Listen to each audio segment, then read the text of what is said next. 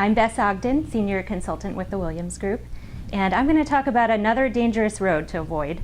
This is losing money in hidden ways, and I'm only going to hit two of them, two of the ones that I think are most important. And the first one is hiring mistakes. And there's four things in this particular area that I'd really like you to think about.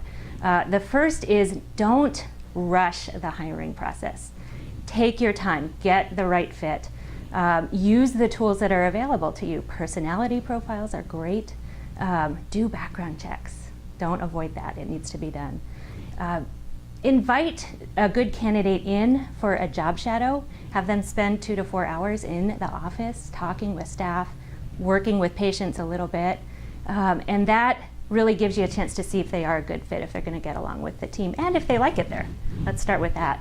And then fourthly, get the impressions from your staff members. Hear what they have to say about that person and really pay attention to their input.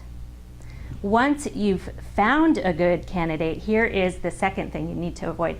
Do not start them out at too high of a salary. Start at what makes sense for your pay scale, and then offer opportunities for raises if they earn them and if it makes sense financially for you.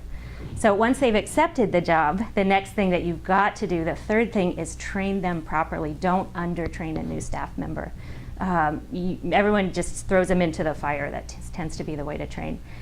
Instead, set up a plan. So they're going to go in and just shadow again with a good mentor for a couple days. Then they're going to actually interact with patients with a mentor right there for a couple days.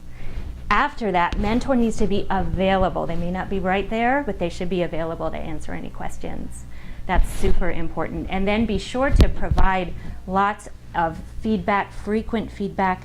Let the person know what's next, what they're doing well, what they're not doing well. Very important stuff. Fourth thing that you definitely want to avoid is keeping someone around who is not a good fit. It doesn't help. It does not help to give more time to someone who's just not working out. Cut them loose as soon as possible if it's not working out. And actually, I have to say that that would apply to existing staff members as well. Most people just hold on to the wrong person for way too long. The second way that I'd like to talk about that people tend to lose money is by avoiding budgeting. Nobody likes to do it. It's got to be done.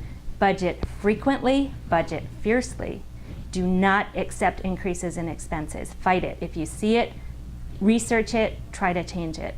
If it comes to the point where you have to accept an increase, let's say the rent has gone up, or you've hired a new staff member, so of course you have higher staff expenses, then be sure that you adjust your revenue goals in the office. So when you're telling staff, hey, we need to meet this particular goal, take into account the increase in expenses that has occurred. A lot of times I've seen clients get into a situation where they're actually paying out bonuses to the staff when their net is going down, and that's not sustainable.